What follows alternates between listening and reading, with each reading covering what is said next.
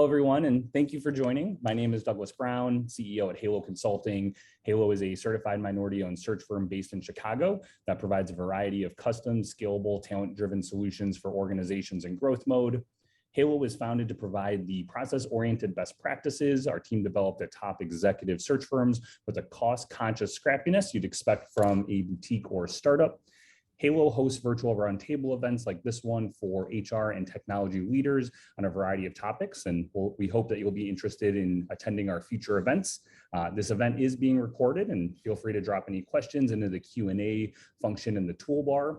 And we'll be addressing these questions throughout the webinar. We will be sharing a survey to gather your feedback, and we will have a recorded version of this event available on YouTube.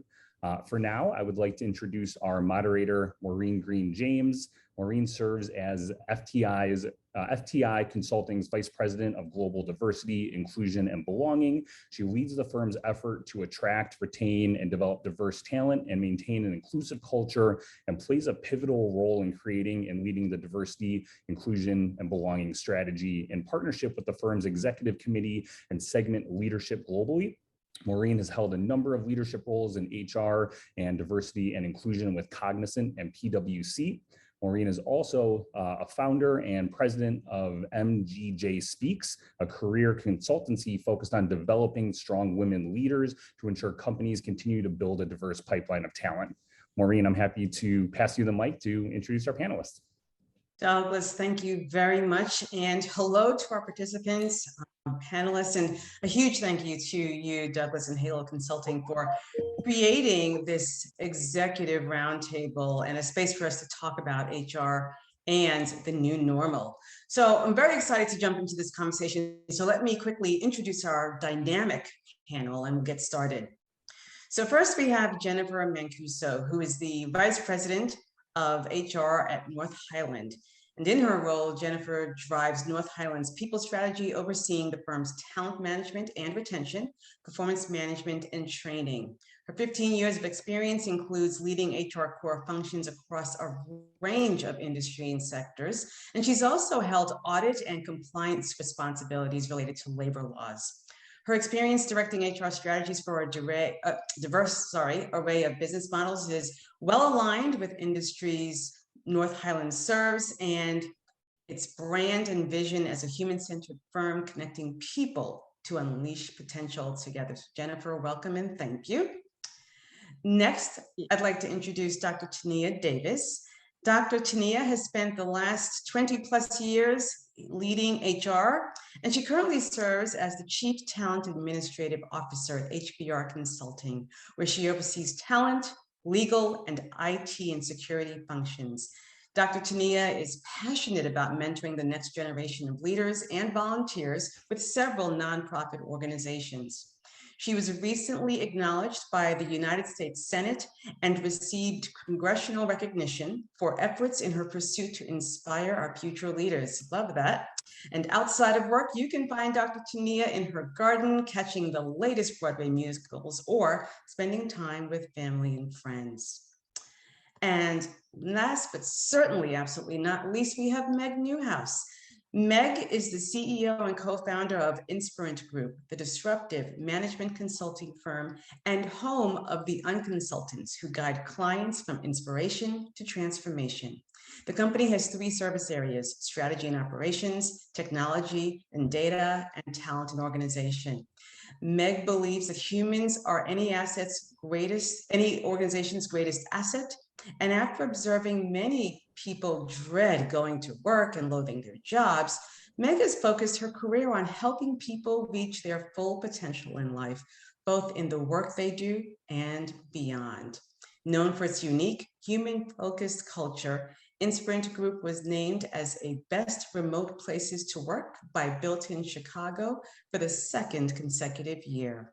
So I want to welcome all of you to our panel discussion today and to our audience. As you can see, when I used the word dynamic earlier, I was not kidding. So let's jump right in. We're talking about the pandemic and whatever that new normal is supposed to look like when it arrives, because, I mean, let's be honest, it's the only thing we're talking about and we've been talking about for just about the past 2 years. And we know it's impacted companies and their employees globally. And we've all had to learn how to do things just a bit differently. So, Meg, I will throw this to you, but everyone feel free to chime in. What lessons have you learned over the course of the pandemic, particularly over the course of this last year with companies trying a variety of return to office frameworks that will take you into the year 2022? Well, thanks, Maureen. And I mean, thank you so much for having me on. I could not be more excited to have this conversation with you all today.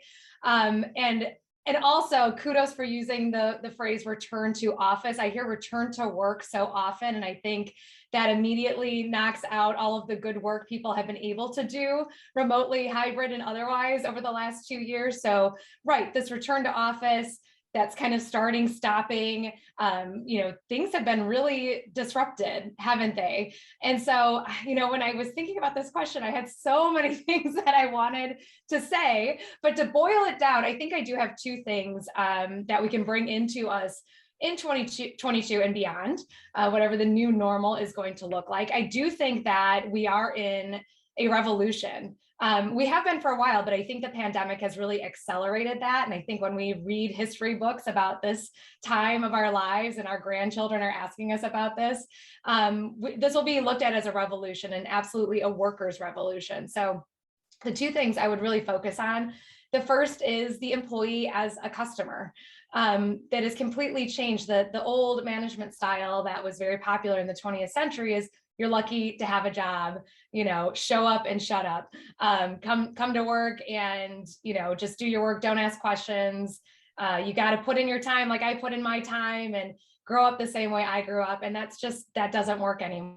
It really does. And it shouldn't have, but for some reason it was tolerated for so long. So the new normal is the employee as the customer. What does that experience, that employee experience really look like from the moment they reach out to your company as an applicant all the way through the interview process, the onboarding, the hiring, and what does that look like to really bring them into your culture, whether it is a remote environment or in person or some sort of combination of the two. You have to be really thoughtful and intentional about that employee experience and make it really personalized and bespoke. There is no longer one size fits all for anything. I mean, if I can get my custom mocha latte extra hot frappuccino right here delivered to my door, I mean, why would the place I spend 40 plus hours a week, why should that be any different than to be customized to my unique needs as a human and as an individual?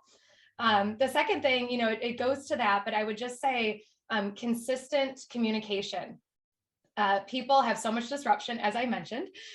So the best way to really create some stability is to consistently communicate with individuals because things are changing. I know that we've had some clients that everyone was back on site as of a certain day, and we're going to do this, and we're in, and guess what? They're all back home again. And it's just with all of this change and disruption, I think people are very resilient, and we've been so fortunate to see how strong people really can be. People are also exhausted and drained and tired. And, Adam Grant came up with that great term, languishing. I don't know if he came up with that, but he uses it. It's just that feeling of meh.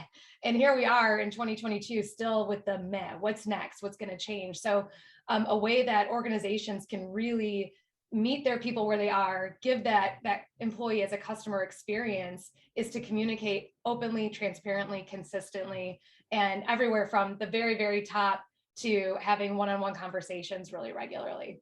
So those are just two things to leave you with. Yeah, Meg, I'll jump in there too. The communication piece is one that we've learned that there's no way to possibly over communicate right now. And I think I find myself communicating more than I ever have in different ways than I ever have. And, it's WhatsApp, it's Teams, it's texts, it's emails, it's everything, but it's all there. And it's just whatever mode I can get with people, I'm just continuously communicating. The other thing, and I'm sure you all have found this as well, is community remains super important. People may not want to come into work to work. And I get that. And a lot of people work more effectively remotely. And we've found that we've been able to do that really well. But our community is so important. And the vibrancy of our community is brighter when we do come together. So we're finding that we come together for fun, and we come together for, meaningful interaction and collaboration when it makes sense. But we've really found that people are yearning for human connection, and we've got to continue to build ways to have that human connection, regardless of whatever work setup you have, and still get people together for fun. I think that's been a really important lesson for us, especially on the retention side of things. And I would add on check-ins, and the check-ins have been extremely important, as you're problem solving along the way, to remain agile and flexible. I know that the two words are overused, but they're so important to shift and adjust along the way, because there are a lot of missteps that can take place if those pivots are made at the right time.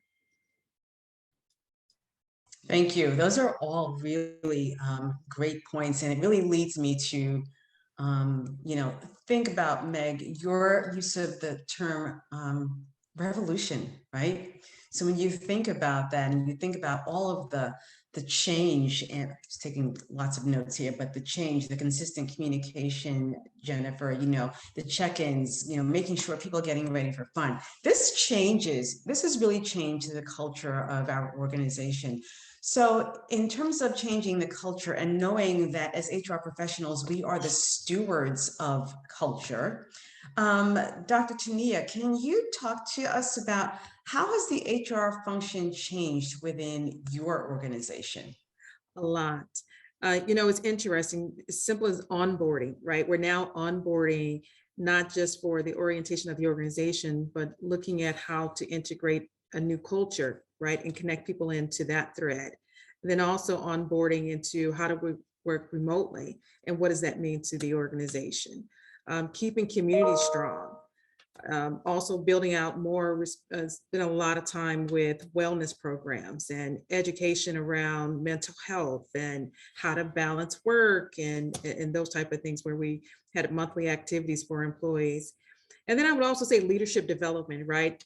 All leaders are not equal. And so, looking at how people want to thrive in the workplace today and what motivates them, how do they stay engaged, and if their leaders can truly connect with them authentically, right? And do these leaders have empathy? So I think leadership development is a huge part of it, making sure that we have the right leaders, carrying the right message for the organization, and also engaging this generation of the workforce that want to have a different interaction. And then I would say common purpose. I heard community mentioned earlier, and that is so true. Building the right community where the common purpose is understood and people are able to gravitate around and hold on to that and connect with it, right? And then I would also say talent alignment, a strong move towards e-learning in the remote, and building out career paths and development. There's a stronger need for that, and having clear paths of understanding of how people progress within the organization.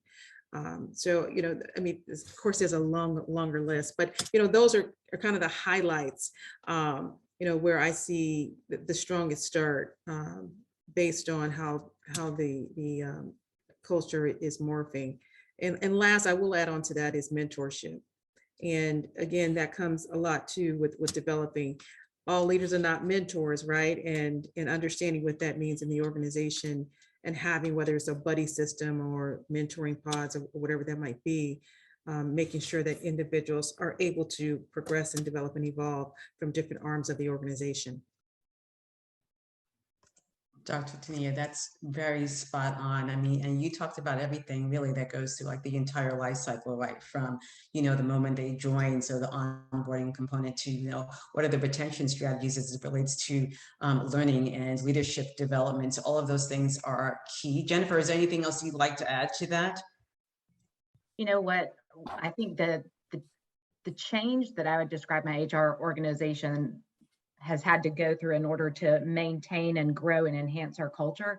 We went through this period of COVID administration, and I felt like that's who HR became. And the last 6 months for me has been, let's get out of COVID and vaccine administration, because the focus on retention is so paramount to the success of our business. So we really did have to say retention, and our culture is at the key of it, the key of all that we need to do. And so what we've done is we revamped our employee value proposition and really re-energized our culture in that way. And then we did an event. We did a homecoming event where for a week we said, you're welcome to come into the office. Doesn't have to be for work. We're going to have a bunch of events. I mean, it was during the week of Diwali, so we had a Diwali celebration. We had dance parties. We had wellness Wednesdays. But it was just that energy, that culture, and that enthusiasm that we wanted to reinstill in people. So we really did have to totally shift out of what the quagmire we had gotten into, which was that COVID administration, and just shift to full on retention and community building.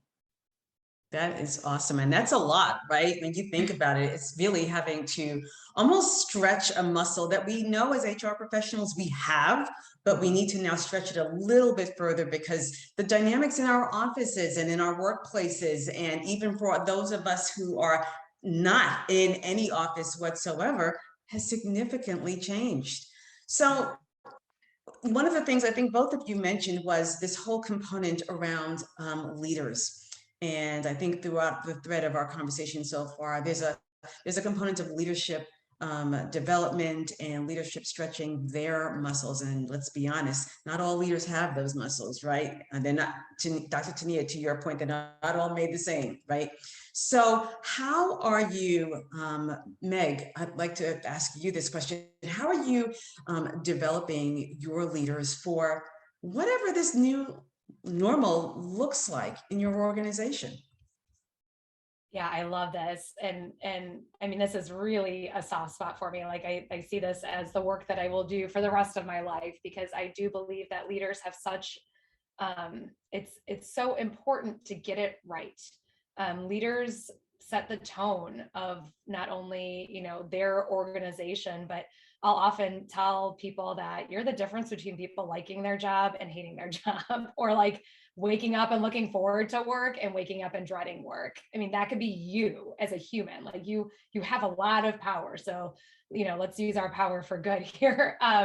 So as I mentioned before, what worked in the 20th century is no longer going to work. And that was already changing prior to COVID. It's just that threw the gasoline on the fire. It's accelerated a total disruption in the way that work is done and work is approached. Leaders now, it's no longer management. You need to know how to, run a project, delegate work. But really, I believe that evolved leaders that are going to be successful in this new normal, are going to have those people skills, starting with EQ, high EQ. The 4 components are self-awareness. That is number 1. I will preach this until the day I die. Figure yourself out, deal with your baggage. Nice people are good to other people, right? Hurt people. People who feel good about themselves aren't going to cause trouble in anyone else's lives. So whatever you need to do to feel good about yourself, take care of your shop, and then show up for your team. And that's what you need to do. And you need to show up. I'll use the word consistently again. You don't want people to be like, oh, am I going to get this Meg today or this Meg today? That's a terrible way to work. And you aren't going to get any sort of productivity, engagement, retention out of your team. And with the war that we have for talent right now, you've heard this for years, but really the Great Resignation, this is completely changing the game. And so if you have really talented people at your organization, don't you want them to stay? And it comes from the leaders. It really does. So they need to really focus on, I'll just say EQ to make it simple. Just start there. Self-awareness, social awareness, self-regulation, and empathy. If you can get those 4 things down pretty well, and here's the cool thing about EQ, if you aren't that great at it, you can develop it. This is a muscle that you can develop through, as with any muscle, regular training, regular focus. If you can get those 4 things down, I think you're going to be a pretty good leader in this new normal.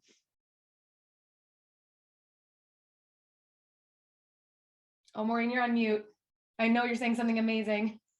Oh, the fourth thing, so on Deborah in the chat. It's EQ. So this is taken from the source. Daniel Goleman came up with this idea of emotional intelligence. And the 4 components of emotional intelligence are self-awareness, self-regulation, social awareness, and empathy. And you can do a lot. Just Google Daniel Goleman, emotional intelligence, and there's a lot. You can even take an assessment, see how you fall. Awesome, Meg. Thank you for sharing that. And if you could, because that's like such a great golden nugget, if you could just drop the name of the book and the title in the chat feature, that would be awesome. Yeah. Thank you. So yes, so what I was saying when I was on mute, apologies. I love that you say, deal with your baggage, like just deal with your stuff, but also be aware, right? Be socially aware, socially conscious, and be able to rein yourself in and self-regulate. Thank you, Meg. So when you think about, you also talked, Meg, about like the whole piece around, we're getting all these people in, we're bringing them in, we're onboarding people, even in the time of the Great Resignation, because we know when people are leaving one place, they're more than likely going to another. So we want them to stay because we recognize the cost every single time someone leaves our organizations. So when you think about that, what are some of the retention strategies that you and your team have implemented that are really working today? And I think that would be helpful for all of us to really have some good dialogue around, because even where I am today, we are always thinking about what do we need to do differently today that we didn't do yesterday, and what do we need to do differently for tomorrow, because all of a sudden today, by the end of the day, it is no longer working. So what are those retention strategies that you've implemented that are working today? And Dr. Tenia, I'll start with you. Dr. Tenia, you're on mute. I love technology. Okay, I mentioned earlier in the orientation program. We also started a buddy program in leadership development, and you were so correct, Meg. And we went through an entire cycle of what that means to the organization and how we want our leaders to show up. It's so important, and you'll be surprised. I mean, self-awareness. You'll be really surprised what people believe they know and what others experience. And then also making sure that the flexible work schedule really matches what we're trying to shape as well. But if there were 3, I mean, it's actually a couple of, but the focus on the 3 is the buddy program, leadership development, and orientation. And, when we did an assessment in the organization, and again, hearing from the employees, the feedback and paying attention to that is extremely important. We focused on what was top of mind for employees. And those were the 3 that we focused with the orientation, buddy, and leadership. And Maureen, to me, when you think about retention, you've really got to get to the heart of why are people leaving? And it's often such an individual question. And so one thing that we did probably mid-year last year, when we noticed that our voluntary attrition was going up significantly, we did a kind of a group of state interviews with all of our high potential individuals. And the thing that kept coming out of those conversations for us was they wanted a commitment to their future growth. They wanted to know, what are you going to do to grow me? Mm-hmm. And so we've taken that nugget of wisdom and have really invested. We put over $500,000 additional into our L&D function for this year to focus on how are we bringing together people's individual career aspirations with our learning and development, putting it in their career goals, and giving them the opportunity to do that growth. The other thing is that we actually, like I mentioned earlier, redefined our employee value proposition so people were fully connected to what it means to work at North Highland. And the number one reason people said they stay is because of the people. Mm-hmm. And that I thought was so powerful. It's not the money. It's not that being a consultant is cool. It's the great people they work with. And so when we rewrote our EVP, it's caring people, making transformational change, and building enviable careers. So it brings together great people and you get to build your career. So that's really how we're approaching it differently now. And it's not that L&D is new or different. It's that we are approaching it very differently and very intentionally in a way that demonstrates our commitment as a company to individuals' futures. I love that. Maureen, if I could just jump in real quick, Yeah. I would just, I love that too. I was going to say, what I'm hearing from both Jennifer and Tenia is that you are asking your employees for their input and actually listening and then implementing based on what you're hearing. And that, when you talk about retention, I think that's number one, having people feel like they're actually being heard, you know, and you're asking their opinion. I know a lot of people are like hesitating on sending out employee feedback surveys right now because they're like, we don't want to hear everyone's mad because they have to go back to the office or whatever. And it's like, well, just, I mean, ask them what they need, ask them what they want, ask them what will make this easier, be prepared to hear what they're saying and act on that if you want to retain your good talent. Okay.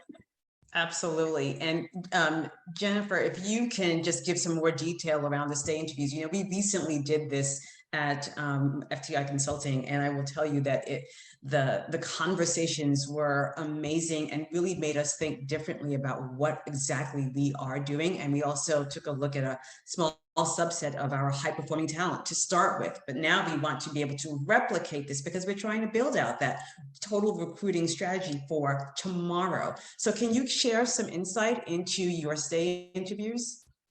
So what we did is I took my HR business partner team, which I've got about 8 of us now, and I said, okay, we're going to build kind of a pyramid approach to this, in that I want our executives connecting to these individuals, because that access to executives in our firm is something that's really important to our individuals. So we swarmed around a group of executives that we knew are the good leaders, going back to Tenia's point of, you know who your good leaders are. And I said, okay, this is that important, and kind of laid out, if we can retain X number of people, this is the amount of money we save the business from recruiting, right? So I said, this is why this is worth your time. And so each of those executives had a group of people, and they had 30-minute conversations with each of them that often led to hours-long conversations with each of them. And they did it in a variety of ways. Some of them took them to lunch, some of them grabbed coffee, some of them grabbed a cocktail. So, but some of them did it over the phone, depending upon what people's comfort levels were. And it was that one-on-one conversation to start. Then what we did is, I have an enviable culture team that I lead, and our sole mission is to be the most enviable culture on the planet. That's why we come together. And so we led fireside chats with groups of people throughout the year, to the latter half of the year, to have group conversations. So that's how we got beyond just the focused high potential group. We broadened it by doing those fireside chats, where we'd have somewhere between 15 to 20 people in a session, and we would just open it up and say, why do you work here? What's good? What's bad? And I opened it up as the HR leader, and I said, be honest. Now's the safe space to be honest. You know, if you have individual complaints about an individual, let's talk about it. But, you know, safe space. And I think creating that psychological and emotional safety for people to express their needs was really important in the stay interview process, because they needed to know they wouldn't be judged, and they needed to know they'd be heard and that action would be taken. And then as we got to the tail end of the year, that's where we put out a lot of communication about, we heard you and here's what we're doing. And I told them about the dollar increase to the L&D budget. We put out the EVP. We did a lot of podcasts where I would talk about the things we learned. And so just a variety of ways to communicate it on the tail end of that. But it's been a really amazing exercise. And sometimes having the CEO, because he too took part in some of those fireside chats, having him in there, and he walked away and he goes, wow. And I'm like, I know you hear it from me all the time about how our employees feel and think and, you know, what they want, but I want you to hear it directly, and I want them to hear from you directly. And so even getting some, you know, our CEO was involved was another great learning opportunity for us. So different when we have the C-suite leadership involved, right? And they can engage in that conversation. Yeah, it's really amazing. So this entire conversation around the stay interviews, I think is when we started talking about stay interviews, we started with the piece about exit interviews and how we talk to people when they're on their way out the door. We get a lot of feedback from them if they want to share it, or we get nothing at all, right? But why wouldn't we do what we have all done, which is have that conversation with people who are still here and are high performing. So kudos, Jennifer Chi, for making that happen in the organization. But this leads me to think about something else.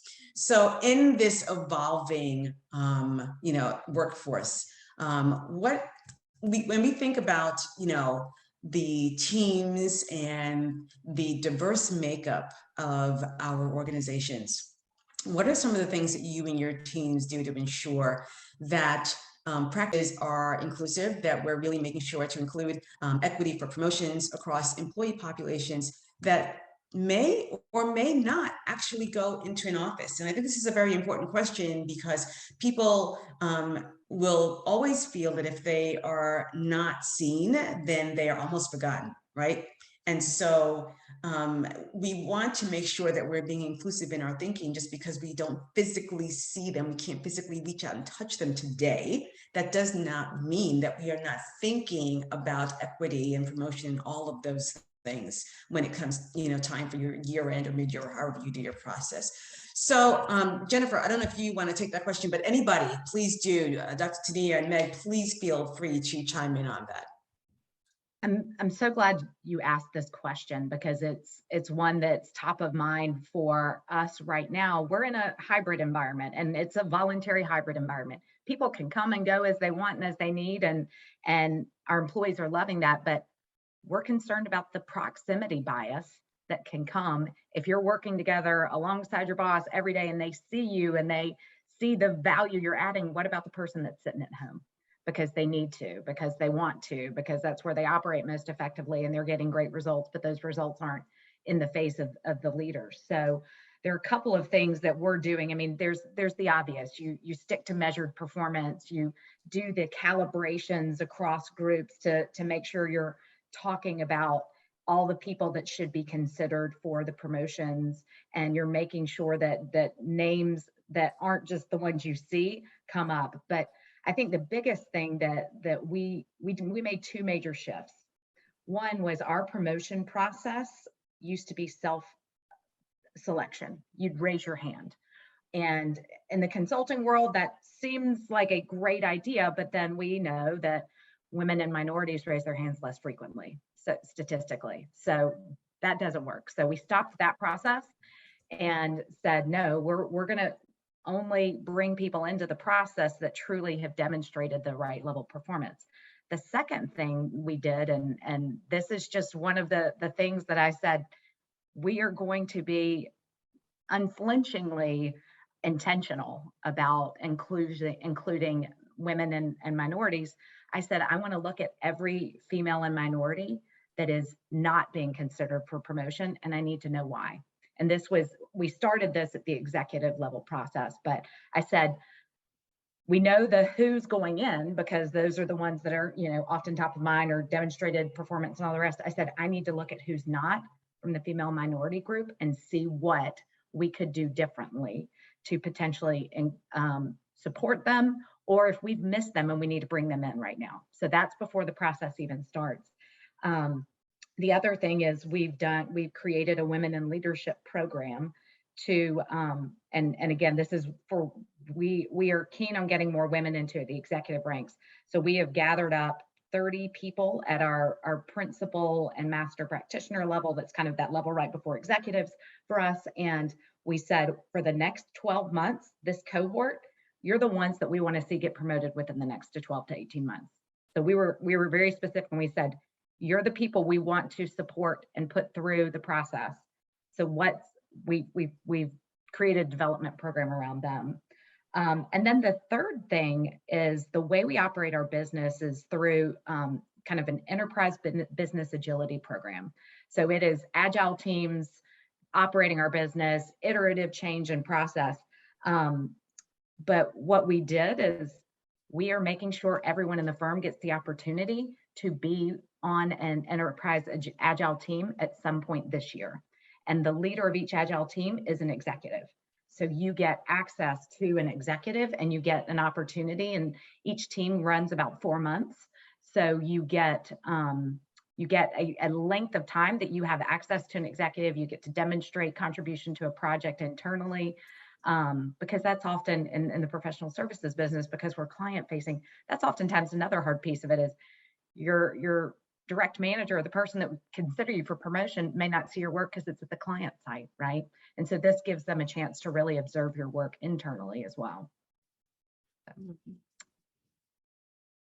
Jennifer, thank you. That makes a lot of sense. And I love when you talked about creating that cohort, because what that cohort does is once you let them know that they are the individuals that you're looking at, that you're going to stay connected to, that you're going to help grow and develop, they are more apt to perform at a much higher, much elevated rate. And you're telling them you want to help them level up. And so it's all about going back to what is a common thread also in this conversation is really transparent communication and really being intentional about how we want to continue to retain our people and grow and develop them. So new normal or not, that is what we want to continue to do. So that's awesome.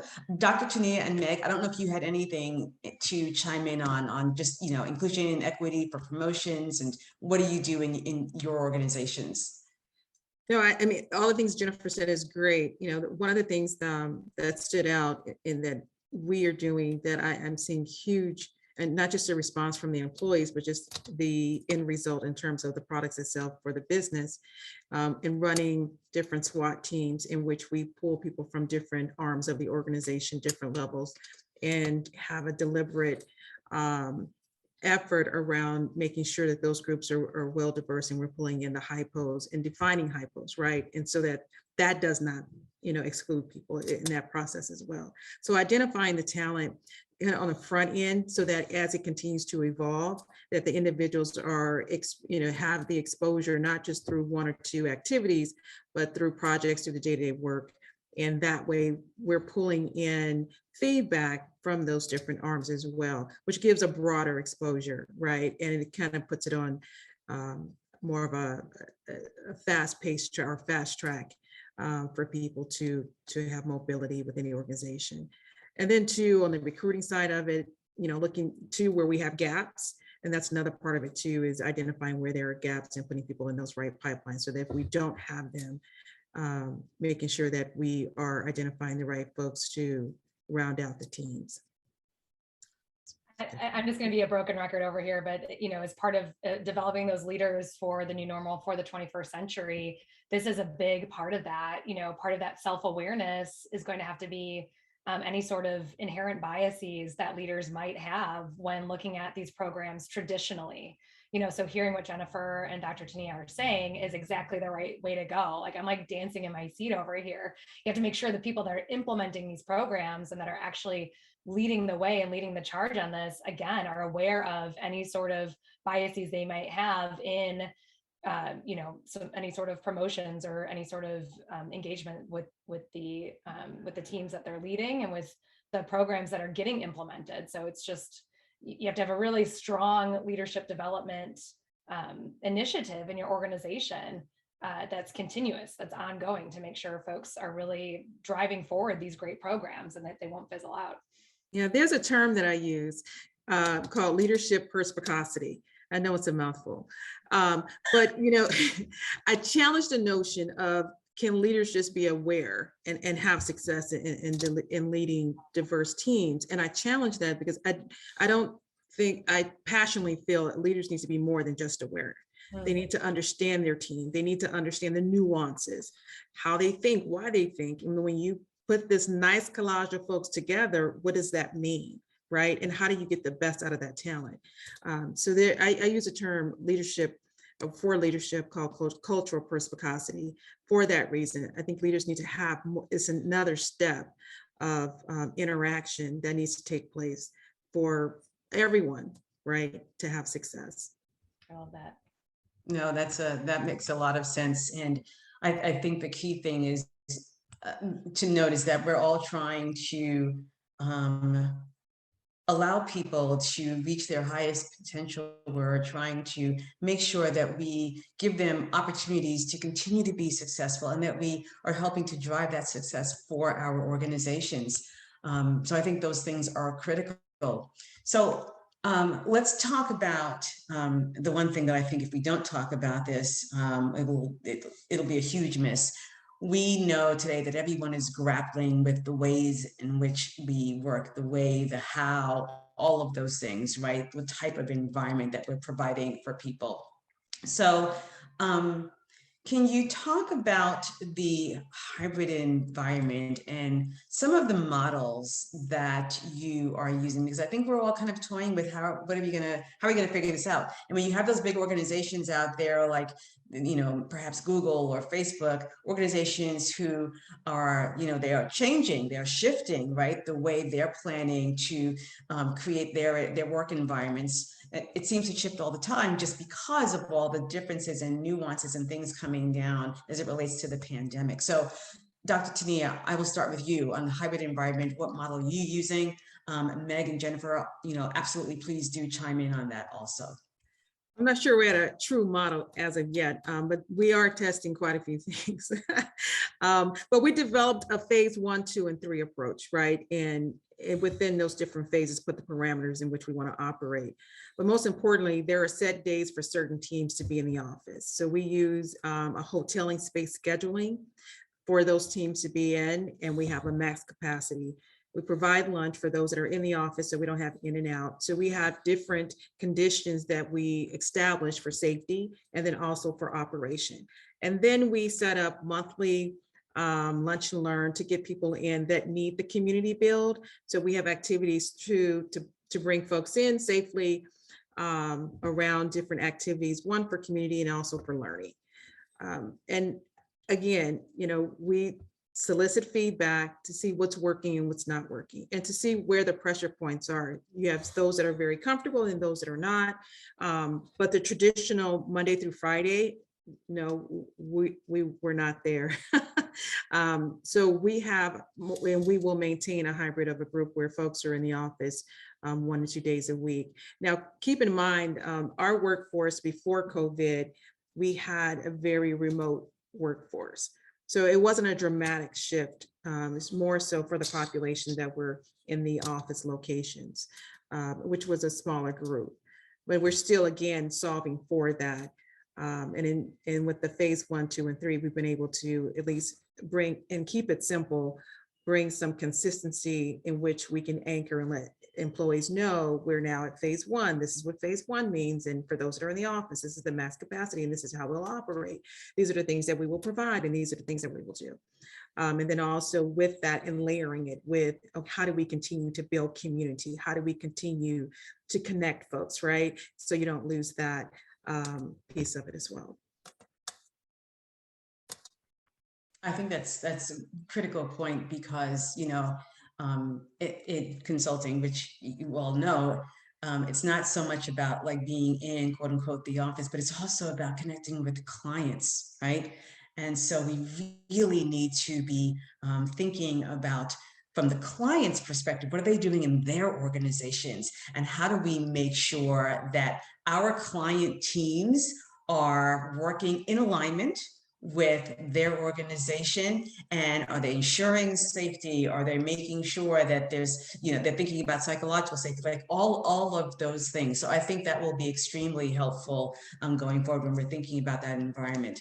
Dr. Tenia, another question came through. Hoteling, can you explain a little bit about the hoteling scheduling style that you're using? Yes, so we created an internal tool for hoteling. And so basically, before anyone goes in the office, they have to complete a little checklist. And then we have the floor plan. They're able to select where they're going to sit or what section. And that is submitted before anyone goes into the office. And so within the section, and then we have, for one part of the office, it is completely hoteling. And then we spaced, you know, in terms of conditions, we spaced it out. So we, at any given time, I know how many people are in the office, who's in the office, and we also do it for tracing purposes as well. But the tool itself, we're using a tool that our IT guys put together but we are vetting through other tools. I'm sure that are far more sophisticated, but to test this out and just to see how it would work in our environment, we use the internal tool. What I love, what I'm hearing is a real intentional strategy around returning to the office. And it's so strange to have to be strategic about going to work, you know, right? If you're going to say that, but you have to do. So I just, you know, with the folks on the call who've chosen to spend their lunch hour with us today, I would just say, please be sure that you are very intentional about that. I know in the kind of start and stop that I've seen with people going back into the office, some folks were really frustrated that they were going into their office to sit alone in their office, to be on Zoom calls all day with folks who are still working, you know, remotely or this, that, or the other. So, you know, what we've seen be really successful is allow teams to self-organize around what they're working on, their different comfort levels. Inspirant was a remote first organization from the day we opened our doors in 2017. So this was not a big shift for us. And we have managed to build a really great culture in this way. I know that it's hard though, when you're disrupted, when you're used to being in the office, bumping into people in the break room, or, you know, stopping by someone's cube to say hi or have a chat. So you have to take that and somehow try to build that in a virtual environment, which I think you can do successfully. You've heard the word many times on this call today, is being intentional about what that looks like, building the community that Jennifer referenced before. But just ensure, you know, as Dr. Tenia was sharing, that you are really strategic and thoughtful and also flexible, because it's going to change. And you just have to be able to communicate that effectively to your teams. And I'll piggyback on that. You know, again, the intentionality of it is so important. For us, what we did, as opposed to defining when people needed to be in person, we defined why. And so we took a step back and said, within all of the teams that you're a part of, whether it's a practice team or like a global services, you know, an HR or finance team or a project team, why do you get together? Why do you come together? And then the where is a much easier question. And so we created we had an agile team focused on our ways of working. And we literally defined, we want you together for team meetings. We want you together for project kickoffs. We want you together for one-on-ones. You know, we kind of went through the whole thing and included in that the community building. We said, we want you together socially, regularly. And the self-organization that you call out, Meg, is exactly how we approached it. We said, your leader is going to define that. And your leader might be your project leader, your practice leader, or your direct manager, but your leader defines that, but your team defines why you come together. And then the where becomes an easier question to answer, so that people don't feel like they're being forced to, because that's, I think, where the friction is coming in with many organizations, is when it's a have to, that's where people are opting out of organizations, and they're opting to make changes. And so we really took a different approach. I think that we are, to everyone's point, going to have to take a different approach towards every single thing that we're doing from now on. I don't really see that ever stopping, but it's not a bad thing, right? Because it allows us to continue to reinvent ourselves. And in the process, we're helping others to reinvent themselves. So I know we have like 10 minutes left, and I want to take some questions that are coming in. So one of them is around mistakes and missteps. So if I can, you know, reframe this, we're all doing some phenomenal work, but we all know that we don't always get it right. And as HR professionals, we'll be the first to tell you, okay, I probably didn't get that right, but let's do something else. So what are some of those missteps that we may have made in the work that we're doing around creating this new normal for our people? And what have we learned from them? Well, I'll jump out there. We made quite a few mistakes, you know, and it's still evolving. And what I will say about that is just own it, right? I always say ask for grace first, and try to be intentional in taking the steps and understanding what the needs are, but understanding the underlying, like what works for one company might not work for your company. And, you know, it's so funny when this first happened, it's not funny, but when it first happened, you know, COVID and the reactions, there were so many articles around what you should do and what people, and one size doesn't fit all. And we had to really hone in on what is right for our culture. And in doing some of that, some of the activities, like we started one community, an example, we had one community group and we thought it would have it more of a universal arch. And, there were groups that felt excluded. And so we had to revamp that. Like, well, why would you make that assumption? And so, little focus groups and checking in and testing and trying. So instead of leading out with the activity, before we would launch some of these activities, we would socialize the idea per se with different groups, just to make sure that we were aligning with the expectations. And then the other piece of it too is, I call more of a temperature check around what we're doing, why we're doing, because there were a lot of employees, I saw the question, a lot of employees that were very uncomfortable with coming back into the office. And so communicating up front to address that was very critical. And, in terms of, quite candid, we didn't respond fast enough around that particular topic. So there are some things, yes, a methodical approach is more prudent. However, the sensitivities around, going back into an office, getting the shots and things like that, the proactiveness around that needs to be, for our environment, should have taken place a lot sooner. So there were a lot of lessons learned around our communication, around how we were problem solving. And the third, huge lessons around how we were looking at inclusion. Perfect, Dr. Tenia, thank you. Meg and Jennifer, I'd love for you to chime in on that as well, if you can. Well, I was just going to say, we are not returning to office at Inspirant Group, and I don't know if I want to share any of the mistakes my clients have made, but I alluded to one earlier, right? Like having people come in and sit in their office, and they had to put on real pants and wear a mask, and they're just not, they're on Zoom all day anyway. So just thinking through really the actual like functionality of what it means to have your team back in the office, to what Tenia was saying with the safety, the concerns. I mean, there's a lot to think through and be strategic about. So, and don't make any assumptions. And as we've been saying this entire time, ask your team what they need, what they want, and then really listen to what they're saying back to you.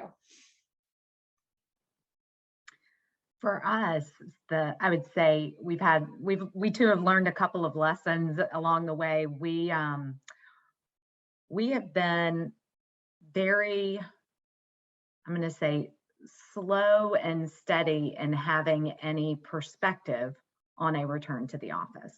So when this happened in March of 2020, we sent everybody home right away, and we would send out a lot of communication about stay safe, stay safe, stay safe. People were wanting to know, and what's next? And we didn't give that answer because we didn't have it, quite frankly. But we didn't own up to the fact that we didn't have the answer, and we should have just been open and said, no, we don't have the answer. We don't know, but we're going to keep watching it. And so once we began to say that, I think people began to feel more comfortable. And then as we've gone along, we too we've said, we'll get to that, we'll get to that, we'll get to that. But then people started saying, we want to get together. Can we get together? I miss my friends. I miss my people, especially our UK office, where they pack the office full because they just love being together. And so we actually kind of turned people off because we didn't allow them to come in voluntarily sooner. So, it's been a lesson of always being open to listening about where people are working, that we thought we had to have the answer, and we thought stay home, stay safe, and that wasn't always the right answer for everybody. We had people with real mental health issues by staying home, and so that was the first group of people that we started letting back into the office was people that had come forward and said, I need that structure back in my life. I need that space for my home back in my life. And again, we hadn't listened to that or reached out to ask those questions as proactively as we wanted to. So I think for me, the biggest lesson has been stay connected to people and what their needs are, and make sure you're communicating where the leadership's intention is at all times. And it goes back to what Meg, you said at the top of the call, which is over communicate. Perfect. Those are all great lessons. I took a ton of notes here, but I want to recap a few things for people, and then Douglas, I will turn it over to you. So some of the things that we heard often, one size doesn't fit all. So don't try and shove everything into the same size shoe. It's not going to work. And be intentional about every single thing that we're doing as it relates to our people and the people as it relates to our businesses. Communicate. Get the C-suite involved. Absolutely critical to driving all of this forward. There's got to be that buy-in from the top, and our people need to know and see that. And we don't always have the answer, but we're going to figure it out. And hey, we're going to invite you into the conversation to help us do that as well. Build the comfort and be open to just listening in order to create the right types of platforms for people to grow and thrive within our organization. So Dr. Tenia, Meg, Jennifer, thank you all so much for this amazing conversation. And Douglas, I will turn it back over to you. Great. Thanks, Maureen. Just wanted to thank everyone for joining, and a special thank you to our moderator and to our fabulous panelists and their insights. Feel free to connect with them directly via LinkedIn, and in your free time, please check out Halo's previous events on our YouTube channel. We will keep everyone up to date on our future events. We will be sending out surveys early next week to get your feedback as we continue to iterate for future events. And really appreciate everyone joining, and wishing everyone a great weekend. Thanks, everyone.